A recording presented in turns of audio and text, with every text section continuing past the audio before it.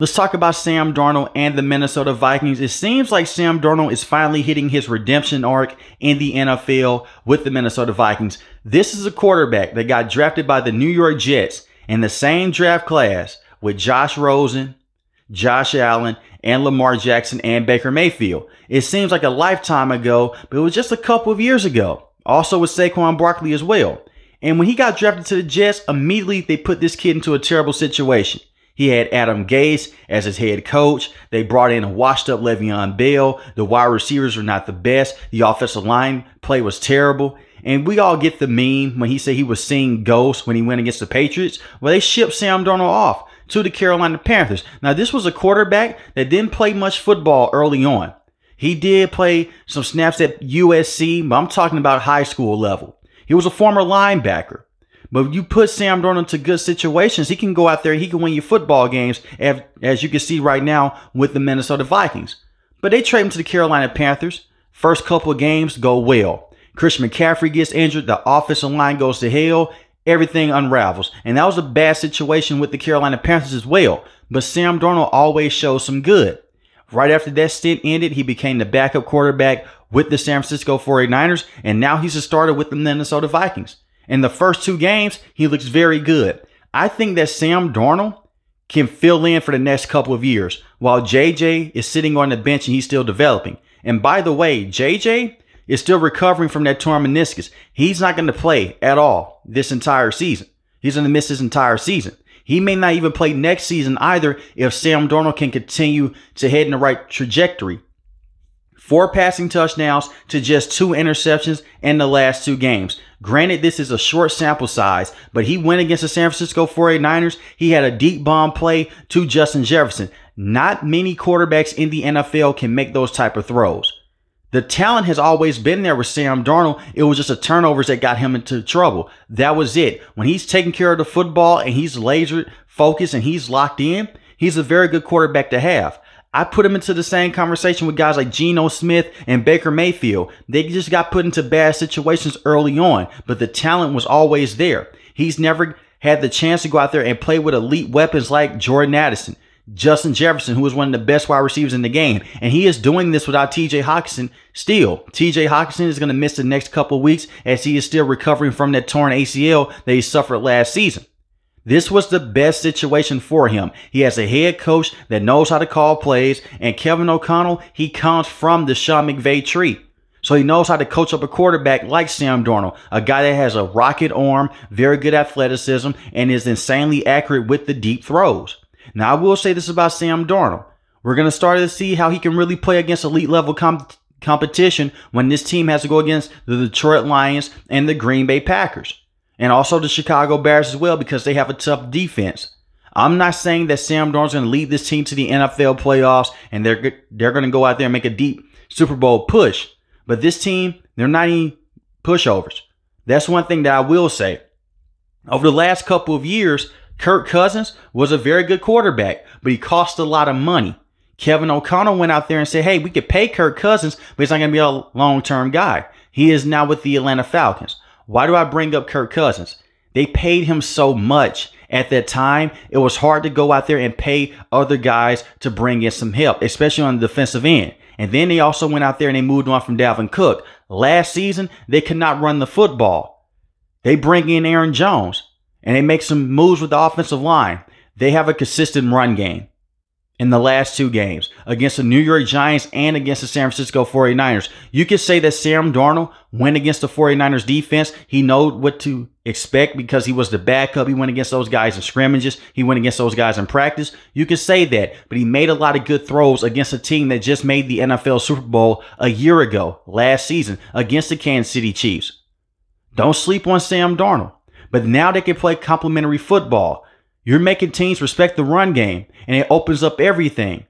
When they moved on from Dalvin Cook, they could not run the football last season with Cam Akers. And it was because Cam Akers was just a bad running back. The interior of their offensive line, they couldn't get a push. Now they can. And you have Aaron Jones. As long as he is fully healthy, he is a very good running back to have. The Minnesota Vikings would know this because he used to be with the Green Bay Packers, and he was a very good running back with them at the time. He did major damage against the New York Giants in week 1. And he was solid against the San Francisco 49ers in week 2 as well. And the thing is with the San Francisco 49ers, this is a team that's fully loaded across the field. And Ty Chandler came in and gave you 10 carries for 82 yards. You also have him as well. And Sam Darnold can make some moves with his legs as well, especially on the play action bootlegs. This is going to work out with the Minnesota Vikings long term. You have this veteran quarterback that never really got a true shot in the NFL to be successful. I mean, if you have Adam Gase as your head coach, not too many quarterbacks are going to be successful in this league. And then you put him with the Carolina Panthers with Matt Rule and a young Joe Brady. The kid didn't stand a chance. Now you put him with some elite weapons and you let him go out there and figure things out. You're starting to see the product of this. And also this as well. No Jordan Addison. Justin Jefferson got hurt against the San Francisco 49ers. And yet he still went out there and was able to drive them down the field. He drove them into the red zone and they fumbled the football. But besides that, it was a pretty clean day for Sam Darnold. He did have an interception, but that's going to come with him. That's one of the drawbacks of his playing style because he is a gunslinger at the end of the day. But give Kevin O'Connell a lot of credit and Sam Darnold a lot of credit as well. Now I want to talk about this defense. This defense has been balling. The defense went out there. They made major plays against the New York Giants and against the 49ers. The offense went out there. They made a lot of splash plays against the 49ers. But Coach Flores, he went out there and he coached his butt off. He did this last season as well. If we go back and rewind for a second, the Minnesota Vikings had a high-powered offense with Kirk Cousins, Justin Jefferson, all those key pieces. But they lost to the New York Giants in the NFL playoffs. Why was that? Because you had a terrible defensive coordinator and you had older guys in the secondary. They went out there, they made some changes. They bring in Brian Flores. Last season was an up and down season. He didn't have his key guys.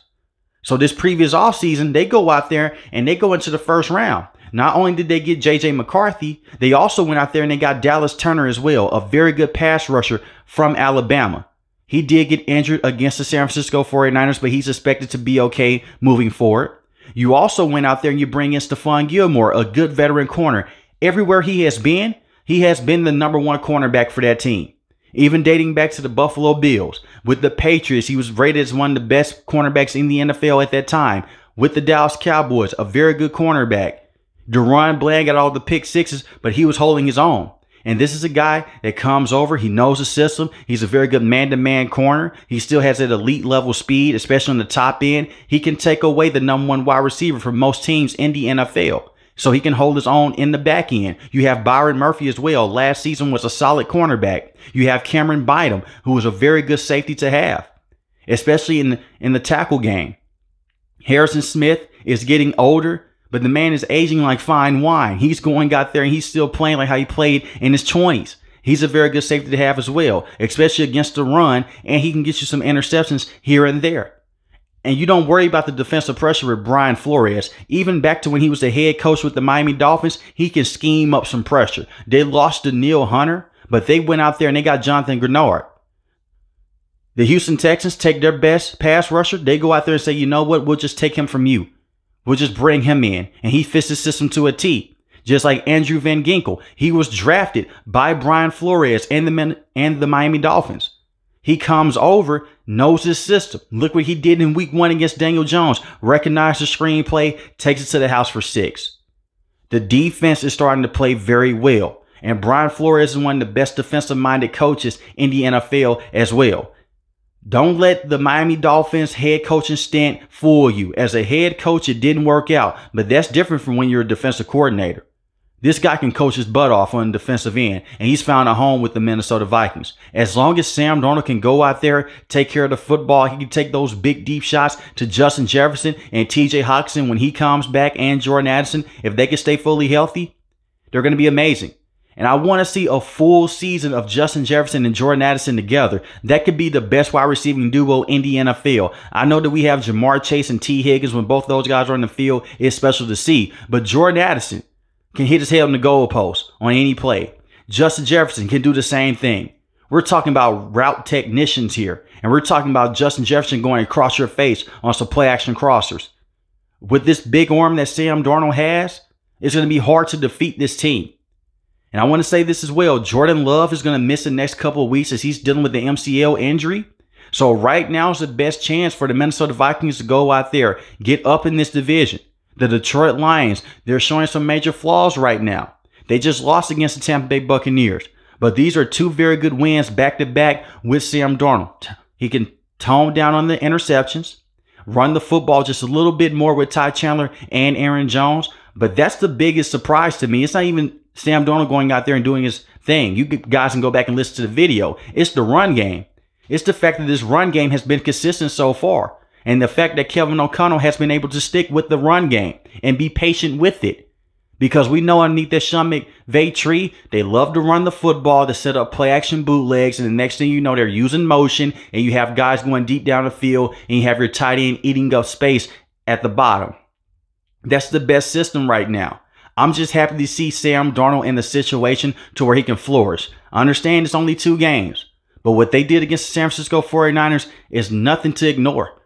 That's a powerful team that they went against. Yes, George Kittle left the game early. Nick Bosa was dinged up and banged up. But I can tell you this. If you did not have the talent that you have right now with the coaches, they would have easily went out there and lost this football game. So give the coaches a lot of credit and give the players a lot of credit as well because they're playing their butts off. And give Jerry Tillery a lot of credit as well. No, not too many people want to give him his credit because he's not a known pass rusher, but he can go out there and stop the run. Jordan Mason went out there and had a great day against the New York Jets. Didn't have that much success against the Minnesota Vikings. Give Coach Flores and the rest of the Minnesota Vikings their credit. But let me know in the comment section below, has Sam Darnold finally found a home with the Minnesota Vikings? If you're new to the channel, hit the subscribe button. If you like the video, hit the like button. Most importantly, want each and every last one of you guys stay safe, stay positive. Thanks for watching the video, guys. God bless. Peace.